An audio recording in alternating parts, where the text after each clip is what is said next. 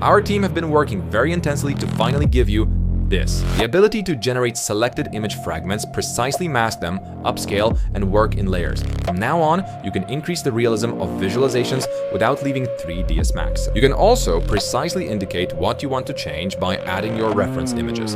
You can edit colors in the photo using the RAL palette built into Vizmaker. And we will cover many interesting issues that will be useful for all designers. Curious? Let's get started. A particularly useful tool for all users is the New Draw tab. To activate it, first we load an image, and now we click right here and we can enlarge the screen. A few really interesting tools have appeared here, including area selection. We can choose rectangles or draw any area, and we will start with this tool. So we select the tool and draw an area, and we can type a prompt to add a dog, for example. Add a dog, and in the meantime, we can select an area and type add a people. We press enter, then select this area and type add waterfall. The whole thing works really fast and is multi-threaded. You can create an infinite number of generations at once, so we can edit the image really quickly. Okay, we see the dog has been added, the person has been added, and the waterfall has been added, but something went a bit too far here, so we can edit our layers for that. Notice that all the generations were created on layers. And now, to edit such a layer, we need to enter mask editing, which means we have to click on this icon now. And here, the mask editing tool has appeared. We have two colors here, black to hide an area, and white to show it again.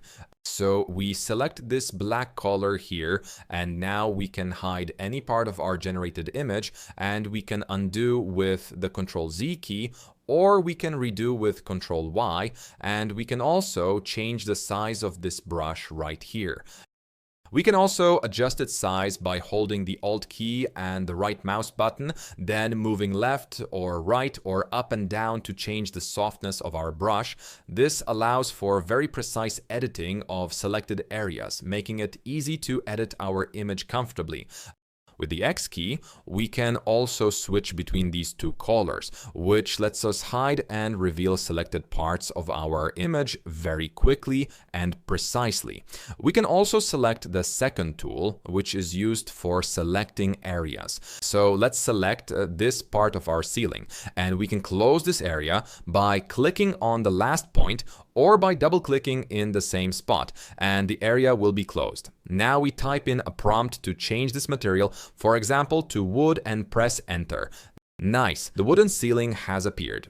We also have the option here to edit our selected mask. So when we go into the shape mask edit, we can increase the margin of the wood that will appear here. We can also adjust the smoothing option. So we change this value and we see that the opacity at the location of our mask gently blends. We also have the ability to edit this mask by drawing or by entering its shape. We see here we are changing the margin in two directions. This tool is also perfect for upscaling. We can choose any fragment we want to upscale and have full control over the area we are enlarging. Now we select Image Upscaler from the list. We go to Magnific Creative and can slightly increase creativity here to enhance the details a bit more. And we can enter a prompt, but we don't have to. We can click Make right away. In the meantime, we can also upscale another fragment and yet another selected part of our image. By selecting a smaller section of our image, we can see that the price for upscaling is lower. With larger section, the credit cost will be correspondingly higher. Therefore, we don't have to overpay for upscaling the entire image. We can upscale only the selected sections. Okay, I already have the results ready. Let's check how it looks now. Okay, let's first see at the bottom how the result of our upscaling looks here. For me, amazing. Now we can easily edit masks and control the area we want to upscale. For example, we don't want this wood to be upscaled, so we can select this mask layer, select the brush, and use the black color. And here we are removing this effect. We can press the X key to switch colors and go back to what we had before. Likewise, we can see here that this upscaling segment is ending, so we can go into Shape Mask and select the feather option to gently fade the edge of this upscaling effect. We can also increase the upscaling margin or decrease it, so this tool not only saves money, but also give you control over which area is to be enlarged. This is especially useful if we are upscaling people and we do not want their faces to be changed. Now check this out. This tool also gives us a very convenient way to add any reference images to a selected fragment. So in practice, we select this tool and want to replace this fragment with a different texture. For example, let's say we want a brick texture here. So we select the area, click on this plus sign, add a reference image, which will be that brick. Now we type in a prompt to replace the texture. We click on make. Okay, and we can see the fragment has been very nicely replaced with our chosen texture, and we can do the same thing at the bottom. We select a small fragment like this, and let's say we want to change the wood to one with wider gaps and a slightly different color. So we double click and then click on make. Okay, we can see the textures have been replaced very nicely here. This tool will also work perfectly for all garden designers. We can start by generating some arbitrary vegetation using the image creator. Let's type a white hortensia and click on make. And now we find where the file was saved on our computer. Got it. And we go back to our main image to the draw tab.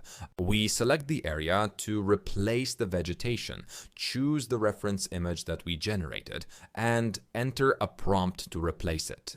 And we click make, okay, and we see the fragment has been replaced, but we still see a sharp edge here because it was cropped to our drawn mask. But that is exactly why I have the option to edit this mask here. So we can increase the margin for capturing and increase the blur option as well. And additionally, for more manual work, we can show or hide a part of the area by selecting this mask. For example, if we want to gently erase these flowers and leave, let's say, only the ones on the right side. We can also make this brush smaller. Remember, hold Alt and right click to select the editing options. We want to fix this part here. In my opinion, the whole thing looks great, and thanks to this, we have full control over our image. This option is certainly also very useful for interior designers if we want to replace some parts with any texture. Just like before, enter a prompt and click on make. Now let's go to Shape Mask and reduce the feather because it's working too strongly here. We can also go into the main layer, turn on the scale and move tool and gently adjust our texture, perfectly tailoring it to our needs. We can also go into our mask where we can draw and slightly reduce the spacing and erase one side here to precisely fit the texture to our piece of furniture. Let's change the reference image now, and with this example, I will show you another very powerful feature of Vizmaker. This is an option we just added in the new update, which is used for creating arrows where we can enter text and add any reference image. Let's right-click, choose an image, and enter a prompt to replace the chair. We can, of course, move this image around freely here. We can also select the sofa and add an image of our sofa. Similarly, we can select the books. We don't need to add any image here. We enter a prompt to remove the books. Additionally, we can drop in a photo of our table that we want to replace. And we do all of this in just one generation. Thanks to this, we don't have to do 4 separate generations. We can save credits, we can perform one generation, and that generation will jump right here into the next node, and we click make. Okay, and we see our image has been properly edited here. Let's compare before and after. For me, very powerful tool. All right, now let's go to another interesting feature that appeared in the new Vizmaker update is the ability to choose any color from the RAL palette. For example, we want to change our color to, let's say, color 6024. We select it and want to type in here that the sofa should have this exact color. Then we click on make. We can also change this color to, let's say, this one. We click on make, and from our RAL palette, we choose, let's say, another color like this. We click on make. Okay, we see the results here. The sofa has been changed to this color, here to yellow, and here to the lighter one we chose from our Arrail palette. We can do exactly the same thing if we want to change the wall color, for example. Here, instead of sofa, we type in wall and choose a color. Let's go with something a bit crazier. Maybe this time, let's pick blue. Okay, and the walls have just been changed to the exact color we selected from our palette. And a tip for you: in a single prompt, you can mix various colors. Let's go further. Another interesting feature in this update is prompts that you can complete. For example, after selecting a prompt, look for this icon in the top right corner to choose predefined parameters. So we want to change this image tonight. The weather should be, let's say, slightly foggy, and it should be winter. Click on use and click on make. Let's choose other parameters from the list and start the generation. Okay, thanks to this, we don't have to wonder what the prompt should look like because it's already prepared by us here, and you can easily swap these parameters in this window. We can, for example, generate a logo, type in something here like architecture, select any RAL color from the list, click use and generate icons here. We can also generate a model in the same way. We choose a gender, let it be a woman, let's say 100 years old, and here we choose clothing in a more sophisticated color. We click use, we click on make. Okay, our architecture icons have been generated in the yellow RL color that we selected earlier. We can also generate avatars.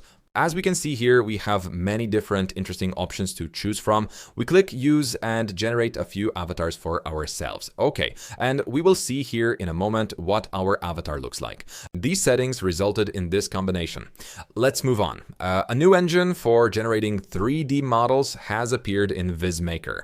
This is Meshy AI multi-image. This means we can upload not just one reference here, but we can upload many more, and by hovering over a port, we immediately get a connection suggestion. We can choose here whether we want to do a remesh to reduce the polygon count. If not, we turn this option off. And we click on make right here. And after a moment, our chair model is ready. This way, we can generate our models even more precisely.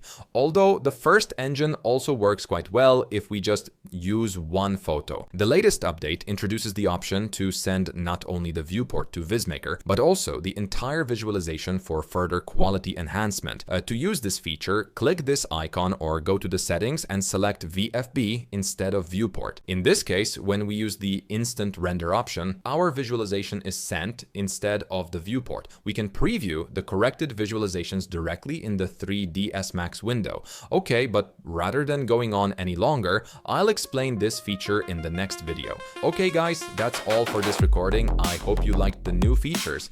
Also join our community on Discord, where we regularly provide support and organize interesting contests. Download Vizmaker and use it for free right now.